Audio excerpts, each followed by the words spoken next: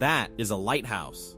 A 128-year-old lighthouse sitting 2.5 miles off the Virginia coast in the Chesapeake Bay. It's on Zillow. It has 4 bedrooms. You can buy it. This is a 12,000 square foot Gilded Age estate on a 106 acres in Connecticut, designed in 1903 for an heir to the Colgate fortune. And this is a house on a road called Rosemound Lane in Louisiana. $124,000. 7 listings today.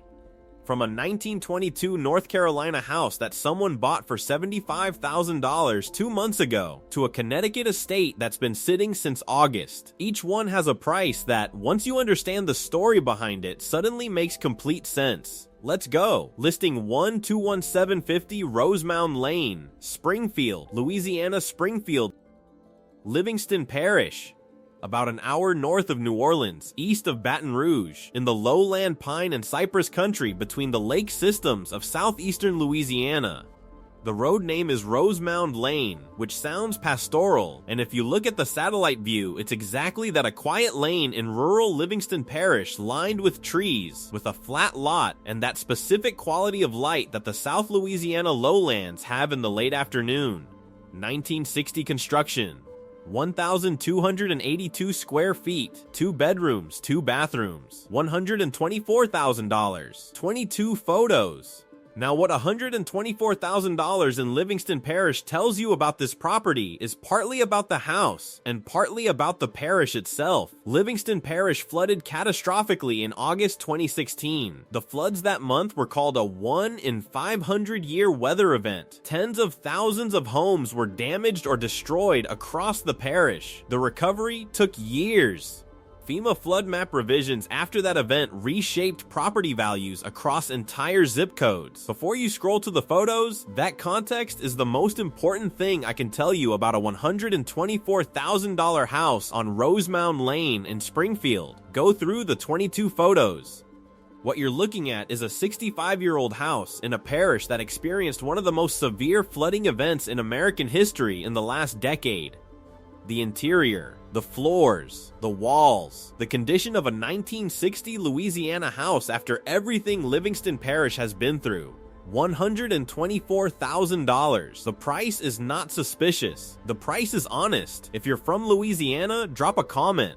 Because flood zone pricing in this state is a conversation I don't think people who haven't lived through it fully understand. Listing 2503 Morven Road, Wadesboro, North Carolina. This one sold in March 2026, 2 months ago, for $75,000. 503 Morven Road, Wadesboro, North Carolina. 5 bedrooms, 2 bathrooms, 3,040 square feet. Built in 1922, $75,000. Wadesboro is the county seat of Anson County, one of the most economically distressed counties in North Carolina. It sits on the state's southern border with South Carolina, an hour east of Charlotte.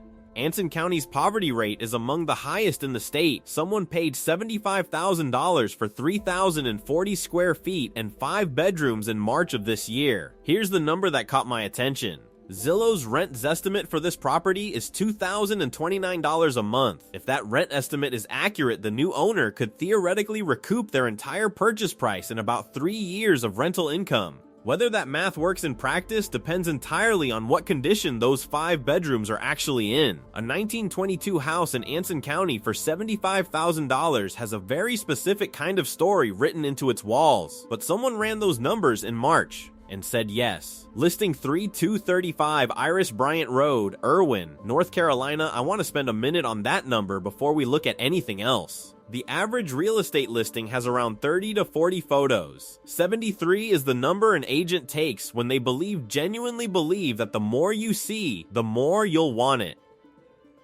235 Iris Bryant Road, Irwin, North Carolina. Harnett County. 3 bedrooms, 2 bathrooms, 1,801 square feet.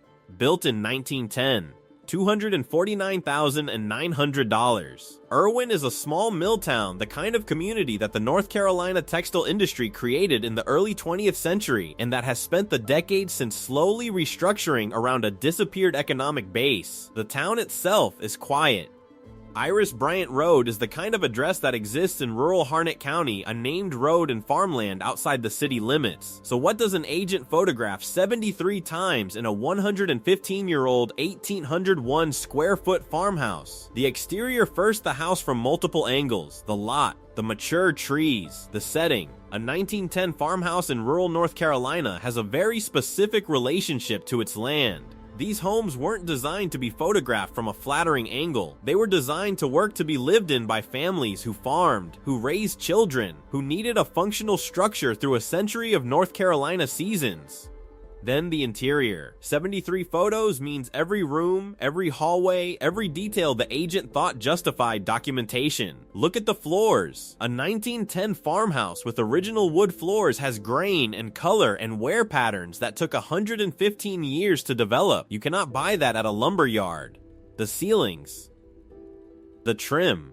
The kitchen and bathrooms, which in a home this old have been updated at some point in some way by someone who made specific decisions about what to keep and what to change. $249,900 for a 115-year-old house on Iris Bryant Road with 73 listing photos. Go through all 73. The agent clearly wants you to. If you're not subscribed yet, I find listings like this one every week. Hit subscribe, it takes 2 seconds.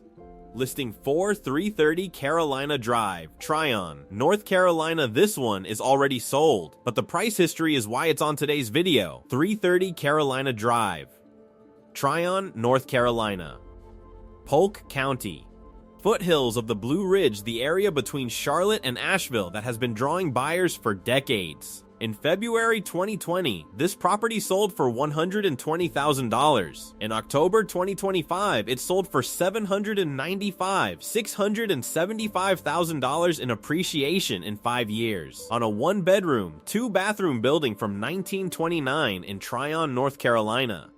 The Zestimate right now is $361,900, which means Zillow's algorithm looks at this property after it just sold for $795,000 and says, we think it's worth $361,900. That's a $433,000 disagreement between what someone just paid and what the data model thinks it should have cost. Now Tryon has a story. It's been a destination for equestrians and artists for over a century.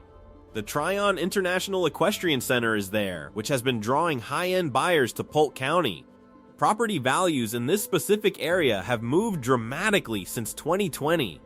But a 1-bedroom house from 1929 going from $120,000 to $795,000 in 5 years, with Zillow's algorithm landing at $361,900, someone's math is very different from everyone else's math. I don't know whose is right, but whoever paid $795,000 in October 2025 is betting on a specific vision of what Tryon, North Carolina becomes next. Listing 50 Smith Point Road, Reedville, Virginia. The address on this listing is 0 Smith Point Road. 0 because the house doesn't have a street address in the traditional sense. It's 2.5 miles offshore in the Chesapeake Bay. Smith Point Lighthouse, built in 1897, 4 bedrooms, 1 bathroom, 1,500 square feet. Sitting at the mouth of the Potomac River where it meets the Chesapeake Bay on a screw pile foundation driven into the seafloor, listed at $450,000. According to one real estate publication, it's currently the most viewed residential listing in Virginia on Zillow. The Lighthouse was fully restored between 2006 and 2009. What that restoration included: a full kitchen with cherry cabinets, a breakfast counter, range, refrigerator, microwave, and a portable dishwasher. The main level has a living and dining area and a full bathroom. The walls are beadboard and original brick. The floors are waterproof vinyl plank laid over the original structure. The trim, the stairs, the doors, original 1897. 3 bedrooms are on the upper level. The 4th bedroom is 1 story above that. In the watchroom, the room where lighthouse keepers historically monitored the water for ships in distress. You would sleep in the watchroom. 360-degree views of the Chesapeake Bay from every window. The kind of views that, at sunrise and sunset, photographers would pay to access. From your bedroom, no road access. You get there by boat. The listing notes that the current owners use it for family vacations, which means this building has no year-round infrastructure for winter occupancy in any conventional sense. $450,000 for a 128-year-old lighthouse 2.5 miles offshore in the Chesapeake Bay. With a cherry cabinet kitchen and a watchroom bedroom and 360-degree water views, the listing agent called it a once-in-a-lifetime opportunity. That phrase appears in approximately 40% of all real estate listings. In this case, it's actually accurate. Tell me in the comments, would you buy this?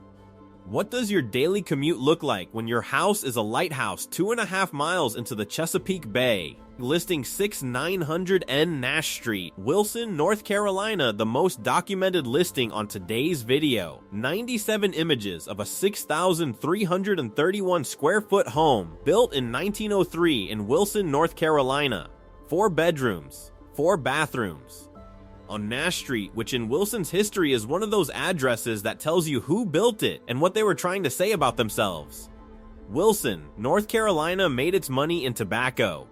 The bright leaf tobacco market that dominated the eastern North Carolina economy from roughly 1880 to the mid-20th century created a class of merchants, warehouse owners, and processors who built homes on streets like Nash Street that were designed to communicate exactly how well the tobacco business was going. In 1903, it was going very well.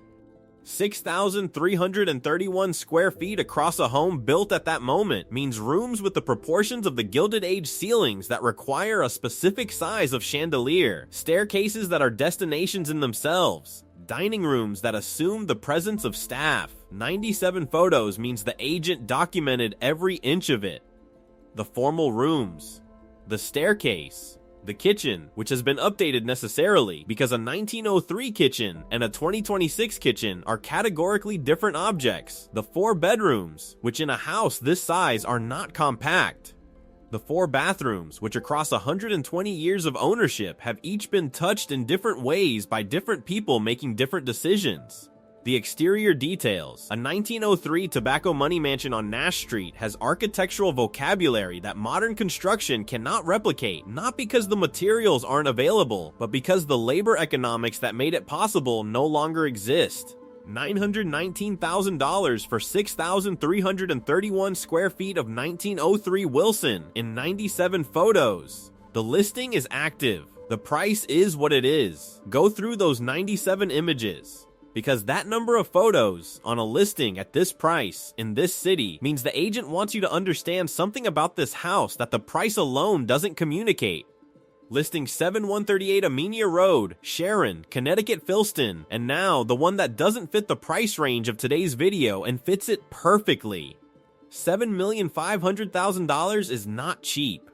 But $7,500,000 for a 12,000 square foot Gilded Age estate on 106 acres in Litchfield County, Connecticut, designed by a named architect for an heir to one of the most famous industrial dynasties in American history is either a remarkable deal or a building that is carrying something the listing hasn't fully disclosed. 138 Amenia Road, Sharon, Connecticut. This property is called Filston. Designed in 1903 by architect William Cromwell Jr. for Mr. and Mrs. Romulus Colgate of the Colgate family. Colgate-Palmolive. Soaps, toothpaste, one of the most recognizable consumer brands in the history of American manufacturing. The architectural brief Cromwell received was apparently ambitious. The result blends what the listing describes as Italianate Renaissance revival, Palladian, Neo-Gothic, and French Empire influences. 4 distinct historical traditions synthesized into one Connecticut country house. Every original detail is meticulously preserved in impeccable condition, according to the listing, in a building that is 122 years old. That is either a testament to how it was built or to how obsessively it has been maintained. Probably both. 10 bedrooms, 5 full bathrooms, 3 powder rooms, 12,057 square feet of living space, across 106 acres on 3 separate parcels. The landscape was designed by Edward Hamilton Bell, a named landscape architect. The rolling hills and equestrian trails that surround this building were not accidental. They were designed, specified, and planted by a professional who understood how an estate of this scale should relate to its land. The carriage house alone is 5,700 square feet across 3 stories on its own dedicated parcel. A separate building the size of a large family home included in the sale, $7,500,000, listed August 2025, still available.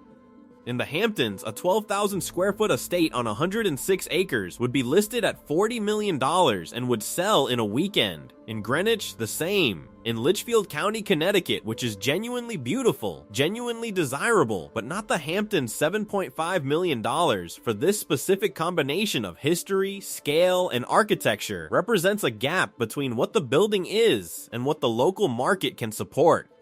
The annual property taxes are $67,485, which is the number that tells you what it costs to simply hold Filston before you do anything else with it. The listing says, "Seize the rare opportunity to own Filston, one of Litchfield County's most distinguished Gilded Age estates." It has been listed since August 2025. For the right buyer, someone for whom 106 Connecticut acres and a Colgate Commission 1903 estate represents exactly what they've been looking for, $7.5 million is suspiciously cheap. That buyer exists, they just haven't found this listing yet. 7 listings: a flood zone house in Louisiana, a 5-bedroom for $75,000 in rural North Carolina, a 115-year-old farmhouse with 73 photos in Harnett County, a 1-bedroom property in Tryon that went from $120,000 to $795,000 in 5 years, a lighthouse in the Chesapeake Bay, a tobacco money mansion in Wilson with 97 photos, and a Colgate estate in Connecticut that's been available since August.